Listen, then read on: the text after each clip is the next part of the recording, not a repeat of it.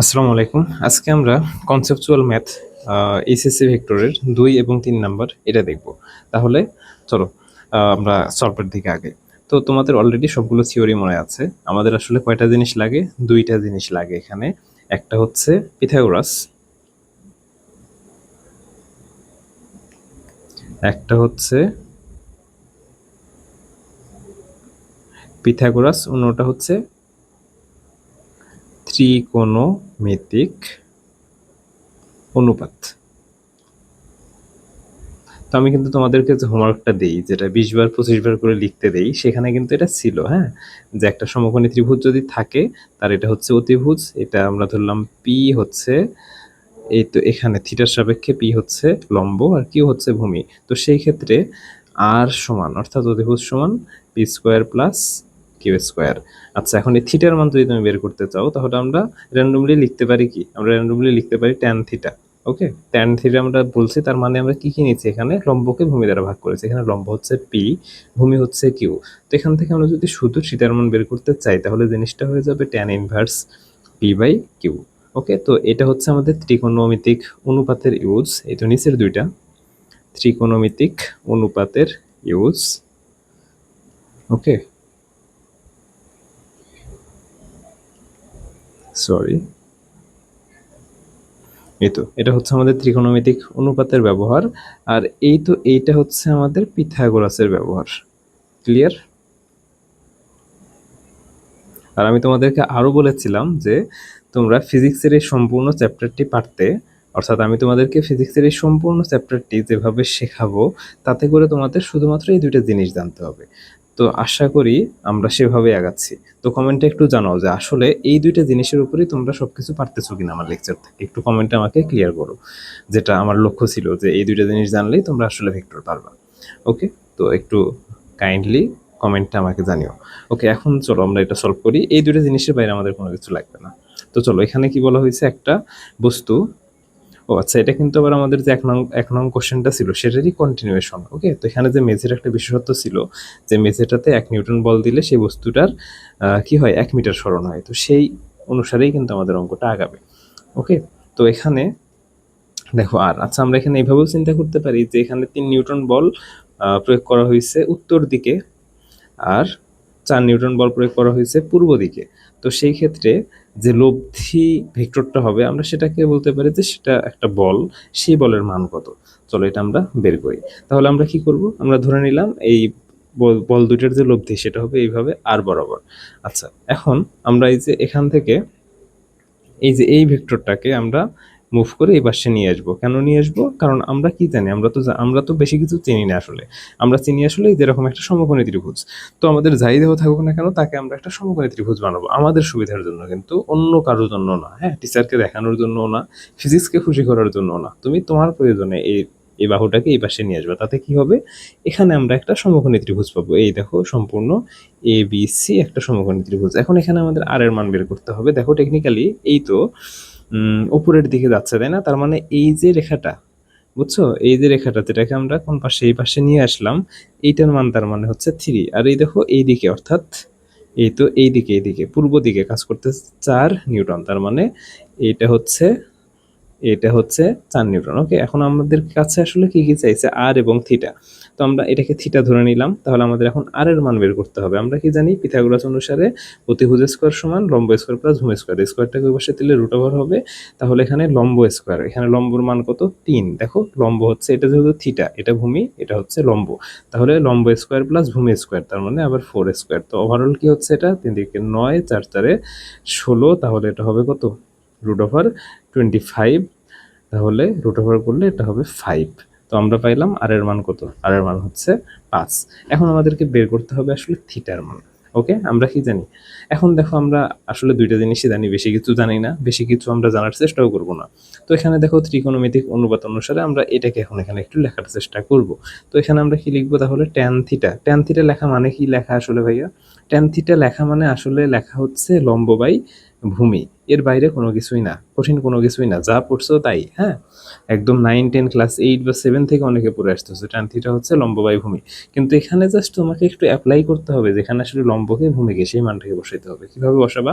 তো চলো, tan theta, এখানে দেখো এটা থিটা, তাহলে আবারও সেম, লম্ব হচ্ছে 3 আর ভূমি কত, এখানে থিটা, তার মানে কাছেরটা হবে ভূমি, তার মানে ভূমি হচ্ছে 4।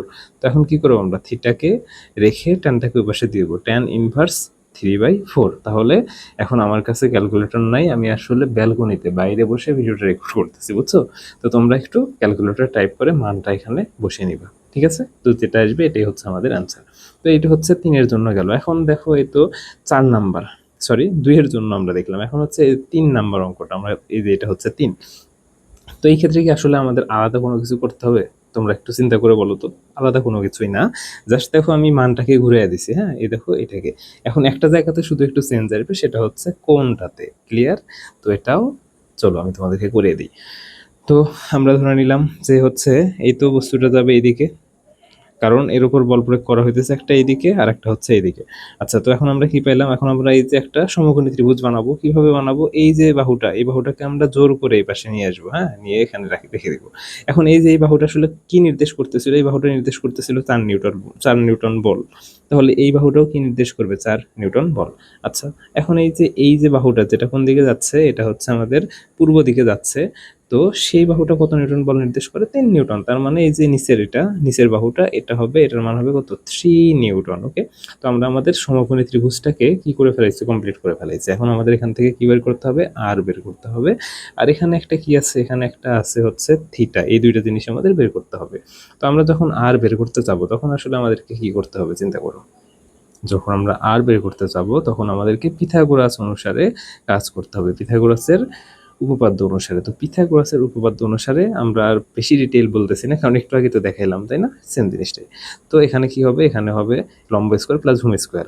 আচ্ছা, এখন 4-3 উলট পালট করে বসালেও হয়, কিন্তু আমার দায়িত্ব বারবার তোমাদের জিনিসগুলো একটু দেখানো। যেমন দেখো, এটা এখানে হচ্ছে থিটা, তাই না? থিটার কাছেরটা কি, থিটার কাছেরটা হচ্ছে ভূমি, আর দূরেরটা কি, ভূমিরটা হচ্ছে লম্ব। তাহলে আমাদেরকে এখন, আমরা যদি শুরুতে লম্ব স্কোয়ার নিতে চাই, তাহলে 4 স্কোয়ার প্লাস কি ভূমি স্কোয়ার মানে 3 স্কোয়ার। তো দেখো মান কিন্তু এক্স্যাক্টলি সেমই আসতেছে, 16+9, অর্থাৎ √25 কিন্তু সেন্সটা দেখো, এরপরে আমরা যখন থিটা নির্ণয় করবো, সেই জায়গাতে আমরা সেন্সটা পাবো, আসলে অঙ্ক দুটো যে আলাদা, কিভাবে আলাদা হলো। ওকে, তো আমরা এখন কি করবো, আমরা ত্রিকোণমিতিক অনুপাত নিব। আচ্ছা, সবসময় তো আমি তোমাদেরকে, ওয়েট, আচ্ছা আরেকবার এইভাবে দেখো, আমরা এখান থেকে ট্যান থিটা নিলাম, হ্যাঁ, ট্যান থিটা নিলে আসলে আমরা কি করছি, লম্বকে ভূমি দ্বারা ভাগ করছি, লম্বকে আমরা কি দ্বারা ভাগ করেছি, ভূমি দ্বারা। ওকে, তো লম্বকে ভূমি দ্বারা ভাগ করলে লম্বর মান এখানে কত, এখানে লম্বর মান হচ্ছে 4, কারণ থিটা থেকে দূরে হচ্ছে 4 আর কাছে 3, তাহলে এখানে ভূমি হচ্ছে 3। ওকে, তো আমরা নিলাম এখানে ট্যান থিটা সমান আসলে 4/3।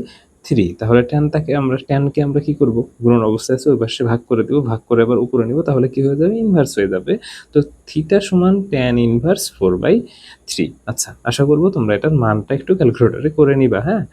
ওকে, এখন দেখো আমি বারবার তোমাদেরকে বলি যে আসলে ত্রিকোণমিতিক অনুপাত তুমি যে কোনোটা ইউজ করতে পারো, কারণ কি, তুমি দেখো এখানে কিন্তু এই তো আর এর মান জানো, আর এর মান হচ্ছে কত, 5।